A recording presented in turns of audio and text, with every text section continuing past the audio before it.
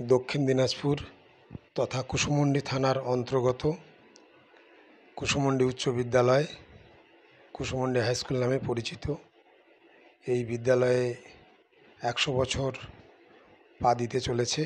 এই 100 বছরের আনন্দে কাগজে একটি এঁকেছিলাম লোগো হিসাবে।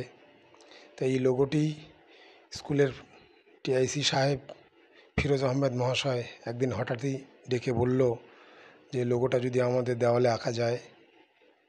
সেই মতো আমি স্কুলের দেওয়ালে এই লোগোটি শুরু করে ফেললাম। 100 বছর কয়েক মাসের মধ্যেই চালু হতে চলেছে।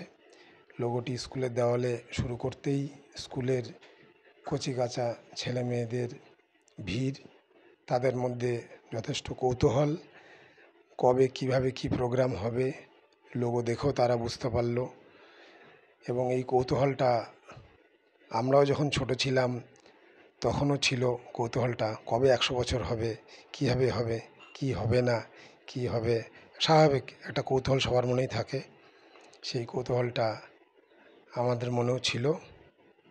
পরিশেষে এই লোগোটি করতে পারলাম খুব সুষ্ঠুভাবে। লোগোটি ভাবনা করেছিলাম এই রকমই। কুসুমুন্ডি স্কুলের টিআইসিকে অসংখ্য ধন্যবাদ, কারণ আমার এই ভাবনাটিকে কুসুমুন্ডির দেওয়ালে করার জন্য। লোগোটিও বেশ ভালোই বড় ছিল, দেওয়াল জুড়েই লোগোটি করা হয়েছে।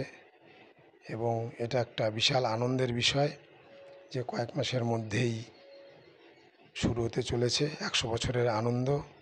এবং খুব গর্বিত যে নিজে চোখে দেখতে পাবো সেই 100 বছরের দিনগুলো কতটা আনন্দ হতে পারে। যাই হোক, অসংখ্য ধন্যবাদ টিআইসি সাহেবকে, ধন্যবাদ।